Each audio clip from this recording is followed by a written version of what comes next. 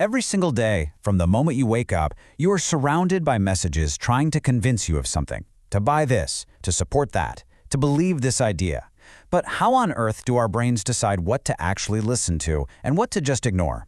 Well, that's exactly what we're going to break down right now. So let me ask you a question. Just take a second and think about it. How many ads, billboards, emails, social media posts, you name it, how many of those persuasive messages do you think you come across in just one day? 100? Maybe a few hundred? The real number is pretty staggering. Marketing experts estimate that we face a gauntlet of over 4,000 of these messages every single day. That's an absolutely insane amount of information for any one person to process. I mean, obviously we can't sit there and deeply analyze every single one. If we tried, we'd never leave the house. So to cope, our brain has developed this brilliant, super efficient filtering system to sort through all that noise. And that system has a name, the Elaboration Likelihood Model, or ELM for short. It's this fantastic theory developed way back in 1986 by two psychologists, Richard Petty and John Cacioppo. And what they figured out is that our brain basically has two main paths it can take when it's being persuaded. And the path it chooses all boils down to two key things: how motivated we are to think about it, and how able we are to think about it. The simplest way to picture this is to imagine your brain has two different gears, or modes of operation. You've got one mode for slow, careful, deep thinking, and another for quick, easy, surface-level scanning. And those two modes are laid out perfectly here. On one side, we have the central route. You can call this your inner deep thinker. When you're using this route, you're really thinking things through. Elaboration is high. You're focused on the facts, the logic, the quality of the argument. And here's the really important part. If you change your mind through this route, that change is likely to be strong and stick with you for a long time. Now, on the other side, you have the peripheral route, your shortcut scanner. Here, your brain is kind of taking it easy. You're not analyzing the argument. Instead, you're using mental shortcuts like, is the person speaking attractive? Do I trust them? Does this ad just make me feel good? Persuasion that happens here, it's usually pretty weak and doesn't last very long. So, how does your brain pick a path? It happens in a split second, almost unconsciously. A message comes in, and your brain immediately does a quick check. It asks two questions. Am I motivated to really think about this? And am I even able to?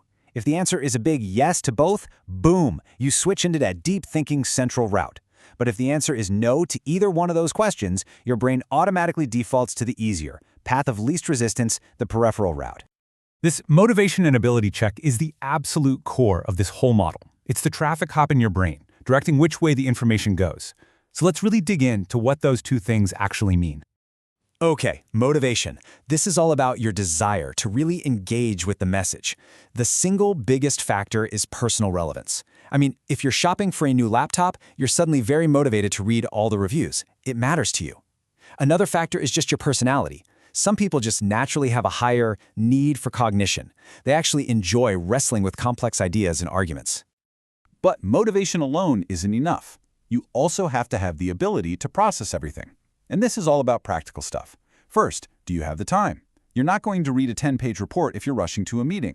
Second, do you have the background knowledge? It's hard to analyze something if you don't understand the jargon. And finally, are you distracted? Let's be honest, it's pretty much impossible to do any deep thinking when the TV is on and your phone is buzzing every 5 seconds. So that's the theory. But here's the cool part. Once you get this central versus peripheral framework in your head, you will start seeing it absolutely everywhere. Marketers, politicians, advertisers, they are using these routes all the time, whether they know the official name for it or not. Let's look at a few examples. Okay, here is a classic central route appeal. Think about a detailed tech review for a new smartphone. They're not just telling you it's cool, no, they're giving you hard data. Processor speeds, battery life stats, side-by-side photo comparisons. They are talking directly to your logical, deep-thinking brain, and they're assuming you're motivated enough to care about all those details. Now compare that to this. A famous good-looking celebrity is driving a slick luxury car, and they just say something vague and emotional like, "Live your story." Think about it. That ad has zero facts about the car. Nothing about its engine, safety rating, or gas mileage. It's a pure peripheral route play, using the celebrity's credibility and a positive emotion as a mental shortcut to persuade you. And what's really fascinating is how skilled communicators will actually use both routes to reach the same goal.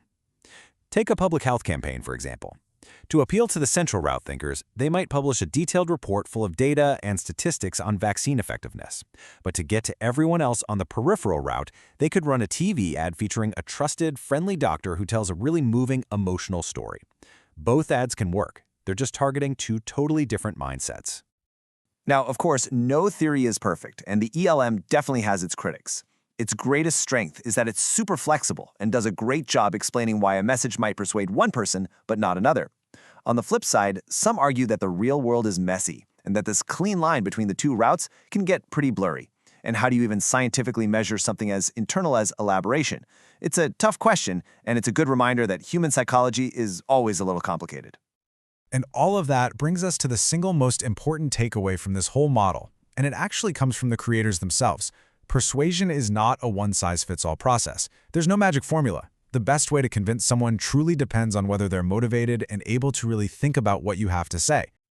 So from this moment on, when you see that next ad or you read that next headline, just ask yourself, which route are they going for? Are they talking to my deep thinker with facts and logic? Or are they trying to take a shortcut with my shortcut scanner? Just understanding the system is the first huge step to becoming a more aware, more critical consumer of information in this crazy world.